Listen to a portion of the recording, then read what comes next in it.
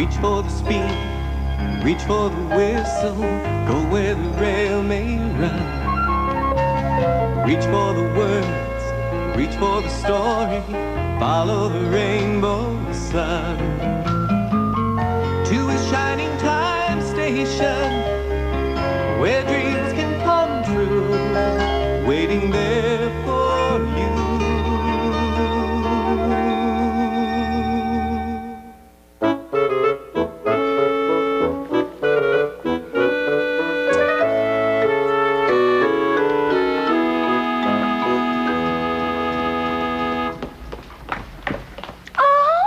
Lemonade and cookies. How much? 5 cents, miss. Oh, well, Mommy can't complain about me spending that kind of money. Quelle surprise! They're scrumptious. Here you go. Well, I'll just have to drop in again. Au revoir, kidlets. Yes, Congratulations, Jay! You made your first nickel. Why, that's almost 5 cents. But it was just 1 nickel. How would you like to make 10 nickels? Yeah! How'd you like to make 50 nickels? Yeah! How'd you like to make 100 nickels? Yeah! But how, Schemer? How do I do it? How do we do it? How? How? By forming a partnership with me. A partnership. Now, kids, you want to make money, don't you? Yeah! Okay, it's a deal, it's a deal. Now, you kids wait right here, okay? And I'm going to be back before you can slice a lemon with our new management team. Okay, partners? Is what? Hello, everyone. Hi, Mr. Conductor. Where have you been? Oh, I'm running in the Minkfield Marathon against a tortoise. What are you doing here? Is the race over? Yeah. Oh, I left the tortoise at the starting line. He's so far behind me, I don't have anything to worry about. So I thought I'd come back here and relax for a while. Say, is that lemonade? I could use something cold to drink.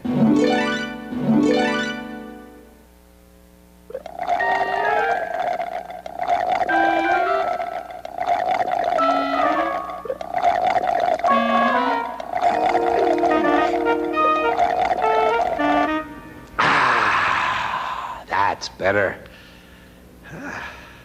Hey, I see you've gone into business for yourselves. Well, we were in business for ourselves, but now Schemer's joined us. He said we'll make a lot of money.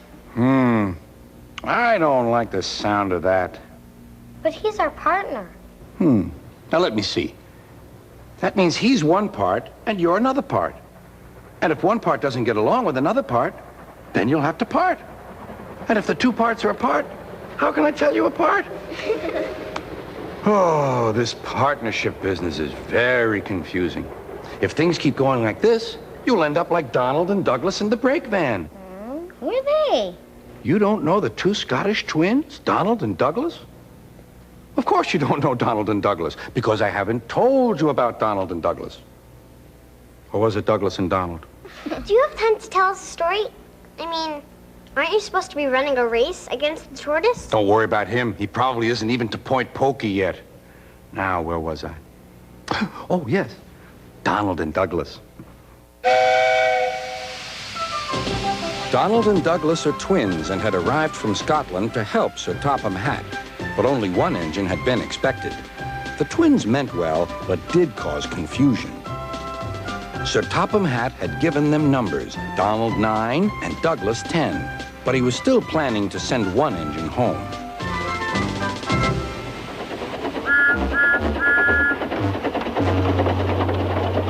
There was a brake van in the yard that had taken a dislike to Douglas. Things always went wrong when he had to take it out. His trains were late and he was blamed. Douglas began to worry. Donald, his twin, was angry. "You're a muckle nuisance," said Donald. "It's to leave you behind I be wanting." "You can't," said the brake van. "I'm essential." "Ah, are you?" Donald burst out. "You're nothing but a screeching and a noise when all's said and done. Spite doggy, would you? Take that!" "Oh! Oh!" cried the van. There's more coming should you misbehave. The van behaved better after that. Until one day, Donald had an accident. The rails were slippery. He couldn't stop in time.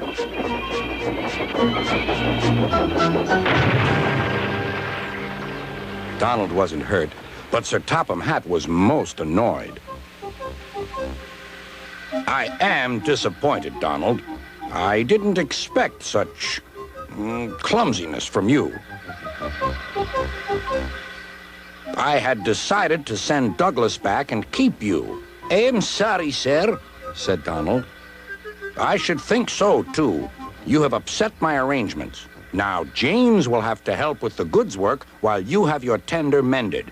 James won't like that. Sir Topham Hatt was right. James grumbled dreadfully about extra work.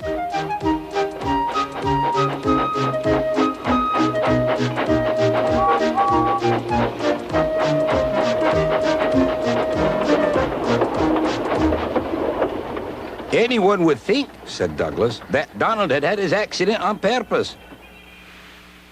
I hear tell about an engine and some tar wagons.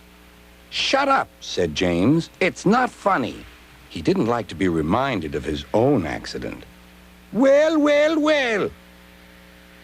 Surely, James, it wasn't you. You didn't say. James didn't say. He slouched sulkily away. James is cross, snickered the spiteful brake van. We'll try to make him crosser still. Hold back, giggled the freight cars to each other. James did his best, but he was exhausted when they reached Edward's station. Luckily, Douglas was there. Help me up the hill, please, panted James. These freight cars are playing tricks. We'll show them, said Douglas.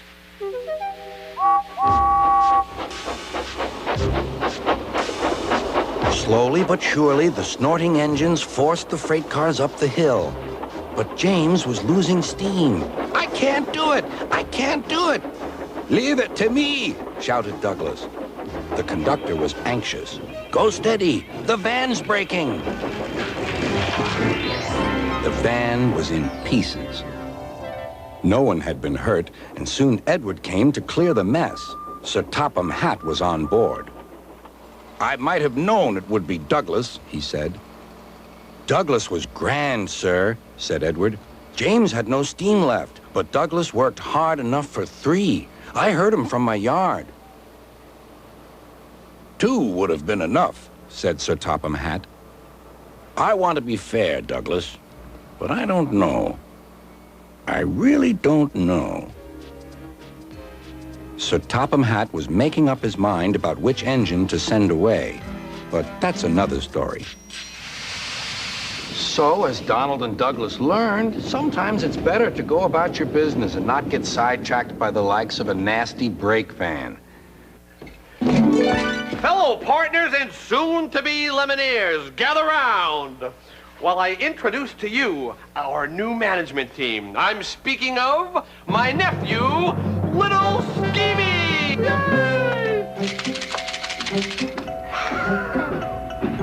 Hi, kids. Great to know you. Out of my way, please. Now, first thing first, we raise prices. Lemonade goes up to 6 cents, and cookies go up to 7.5 cents. There's no such thing as 7.5 cents. Okay. Ow, ow, ow. Twist my arm. We make it 8 cents. You gotta love this kid. You gotta love him. And hey, let's put more water in the lemonade. Always thinking, always thinking. I don't know where he gets it from. I really, really don't. And such impeccable taste in clothing. Kids, listen, now I want you to be listening to everything that Schemee has to say, okay? Because his ideas are... they're beautiful. Okay, some rules for customers. Everyone, repeat after me. You touch it, you bought it. You touch it, you bought it. Oh, shop till I drop. I've simply got to have some lemonade and cookies, especially when... Oh, how tacky. You raised your prices. I'm sorry, miss, but we have a new partner. Oh, look, don't talk to me about business. All I want is one of your delicious cookies. Icky poo! Absolutely. I want my money back. Sorry, lady. You touched it. You bought it. What?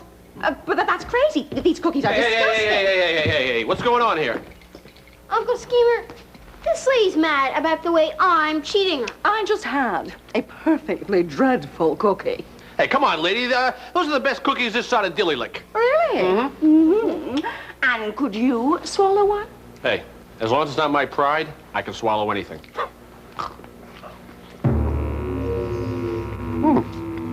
Oh, these are the best tasting cookies up in space I've ever had in my entire life. Well, yes, I suppose I can't argue with that. But that's the last time I come to this lemonade stand.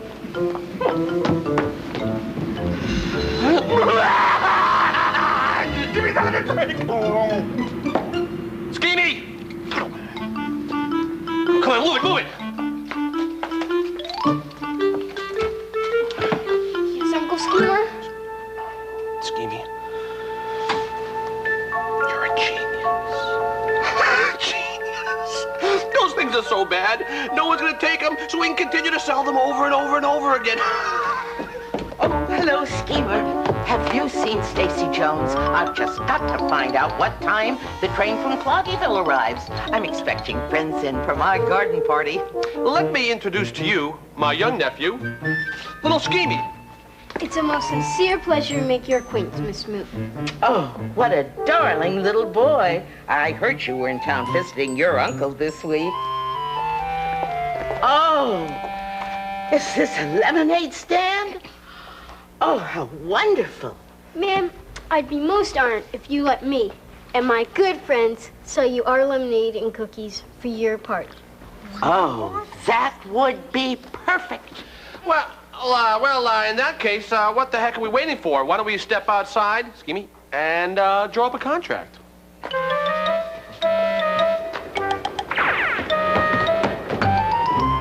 Wow, if we sell all our cookies and lemonade for Midge Smoot's party, we'll make tons of money. Yes. Hey, Billy, did you hear what I heard? That Dan and Becky and Kara are going to cater Midge Smoot's garden party. Huh? Miss Smoot must trust you or she wouldn't want your lemonade. You should be proud of yourself. Yeah. Well, 2, please.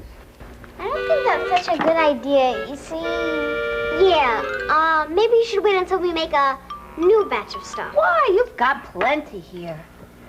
Cheers. Cheers.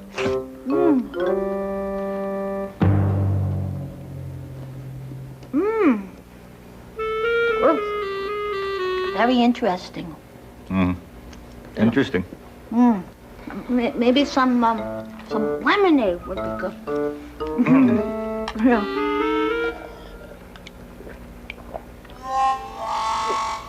But that's some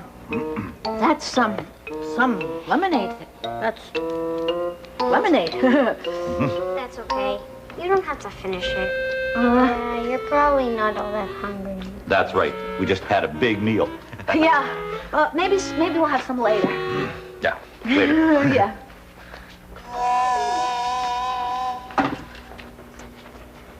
I'm not so sure what we're doing is right. Yeah, Billy and Stacy were just being nice. They think we don't know how to make good cookies or lemonade, but we do. Yeah.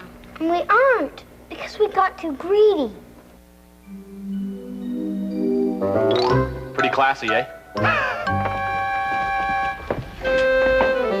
Lemonade land. Bye. You are thirsty? I knew you'd love it. Schemer, there's a problem. You see, we don't like the way things are going. Well, where are things going? We don't want to be cheating people anymore. Yeah, we're not being fair. Fair? Hey, the lemonade business is never fair. Kids, it's a dog-eat-cookie world out there. But, well, if that's the way you feel about it, all right. I accept your resignations. What? Yes, you're absolutely correct. If you're not happy here, bang, you should quit. But we're not. But there are no buts. There's no buts. The nickel stops here, kids. The nickel stops here. And, well, just to show you that there's no hard feelings from me and Schemee, here, I want you kids to have the last of the lemons. Like we would ever use them anyway. It saddens us, but, well, that is the way the lemon squirts. All we wanted was a lemonade stand so we could earn some extra money. And when we told Schemer and Schemee to make real lemonade and good-tasting cookies, they took away our stand. Yeah, they tricked us. Sounds like you tricked yourself. Besides, the way I see it, Schemer did you all a favor. They took away our stand. What kind of a favor is that? But if you had it back, would you water down the lemonade and put pepper in the cookies? No. Well then, see, Schemer and Schemee showed you the wrong way to run a lemonade stand. The next time round, you'll do it the right way. How can there be a next time? They've got everything. Well, not everything. I still see some lemons out there. But Schemer and Schemee are already making lemonade. Well, there's more to making things with lemons than just lemonade. Like what? Well, like, let's be creative. You know, without being pie in the sky, of course. What do you mean? Pie! That's if we could make lemon pie. What a great idea. Why didn't I think of that? Or lemon tarts. And cookies. Yeah. This time we're going to do it our way, the right way. The first job Tex and me had was inside a radio in a bank. Always had to play, Brother, Can You Spare a Dime? Well, that's why the best place to work is a train station. Because you get to play songs like... Erie Canal. Let's hit it.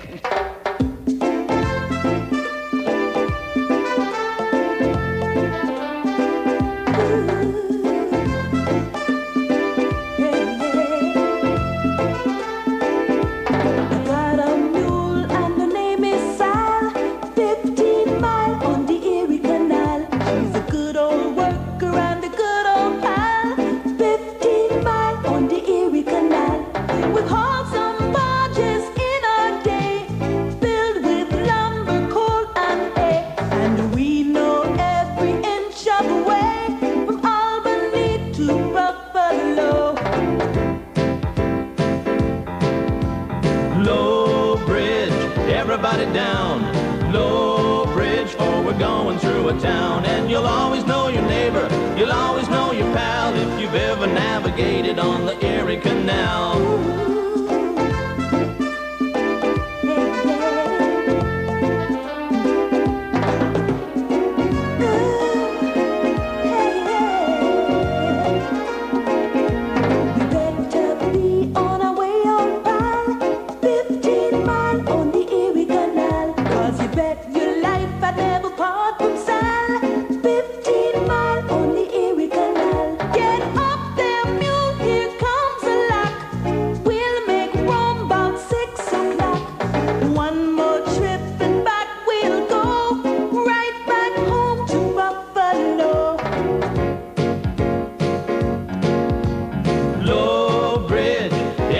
Down, low bridge, for we're going through a town. And you'll always know your neighbor, you'll always know your pal, if you've ever navigated on the Erie Canal.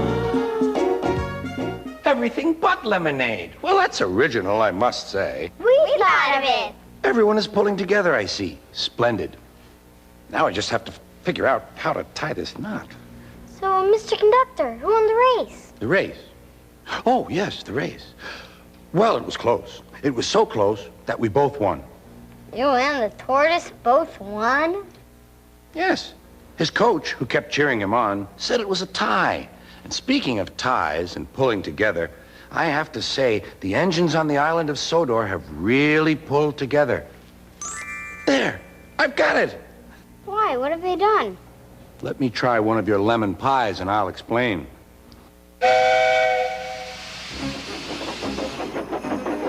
Snow came early to the island of Sodor. It was heavier than usual. Most engines hate snow. Donald and Douglas were used to it. Coupled back to back with a van between their tenders and a snowplow on their fronts, they set to work. They puffed backwards and forwards, patrolling the line.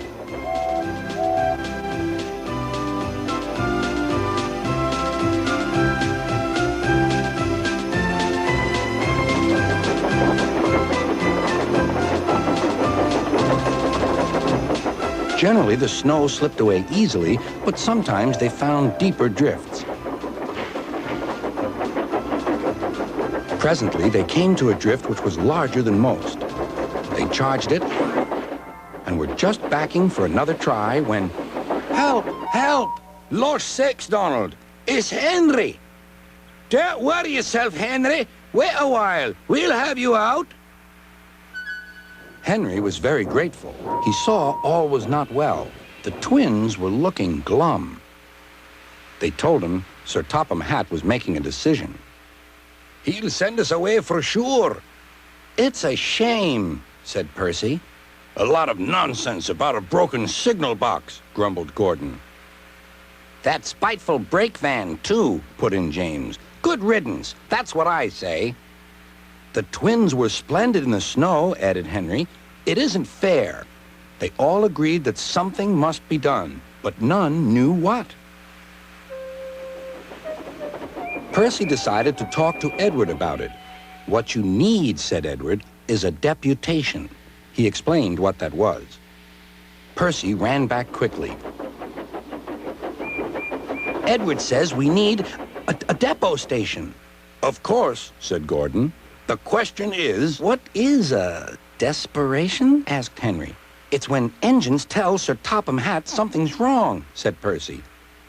Did you say tell Sir Topham Hatt? Asked Duck thoughtfully. There was a long silence.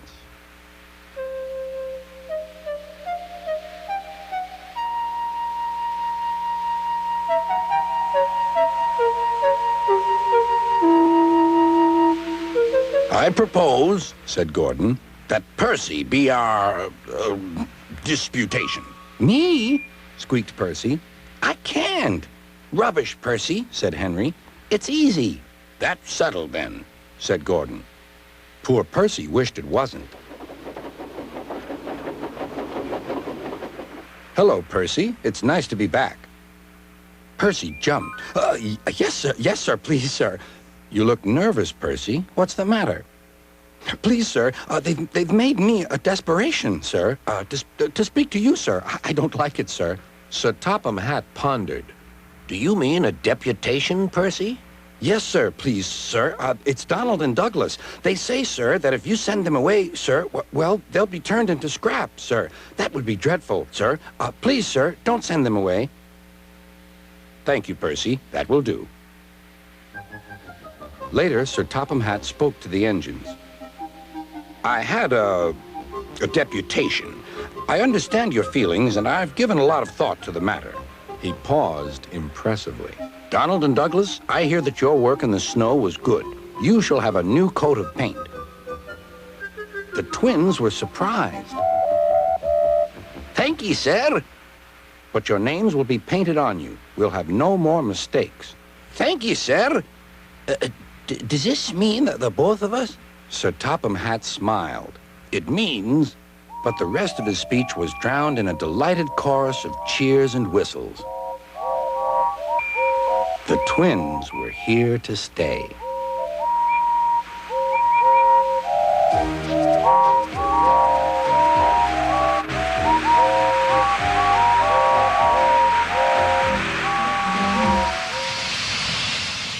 So, as you can see, some of the most surprising things can happen when you stand up for what you believe. And speaking of believing, it's time to be leaving. Hey, look what we got here, scheme team. Looks like we have some competition. Well, since you took over their last stand, the kids thought they'd start another one. Yeah. All right, ladies, just keep going around in a circle. Ah, my my dear Midge Smoot. I Don't you dare Midge Smoot me. Why, you're lucky my dog is better after eating 2 of your cookies. He was sick all afternoon.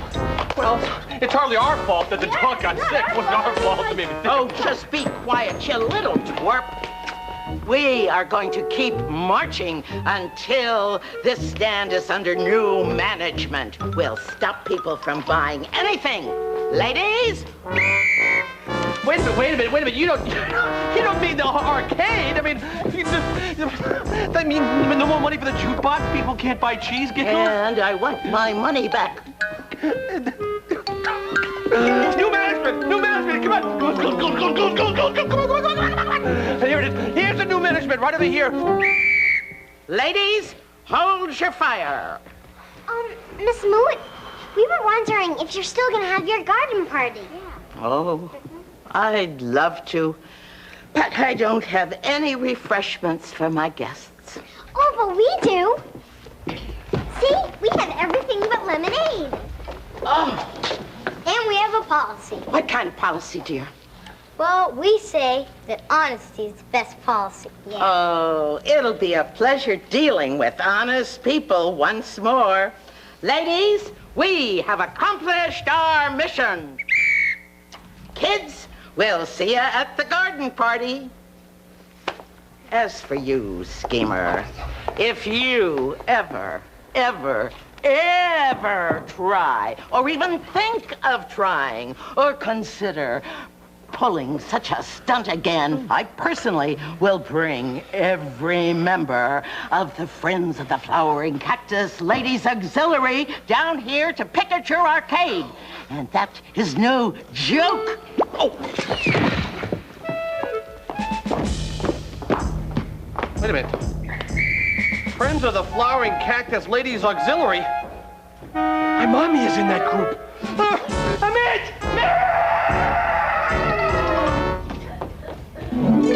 Did I hear someone say something about honesty being the best policy? Gee, Mr. Conductor, whenever we did the right thing, everything worked out. Of course, because when you're honest, things have a way of rolling along nicely. Speaking of rolling... Mr. Conductor, look out! Reach for the speed, reach for the whistle, go where the rail may run. Reach for the words, reach for the story, follow the rainbow sun. To a shining time station, where dreams can come true, waiting there for you. So much to see, so far to travel, so much to learn to know. Friends by your side, hopes to hold on to, who knows how far you'll go. To a shining time station, where dreams can come true. Your own imagination waiting there for you. Funding for this program was provided in part.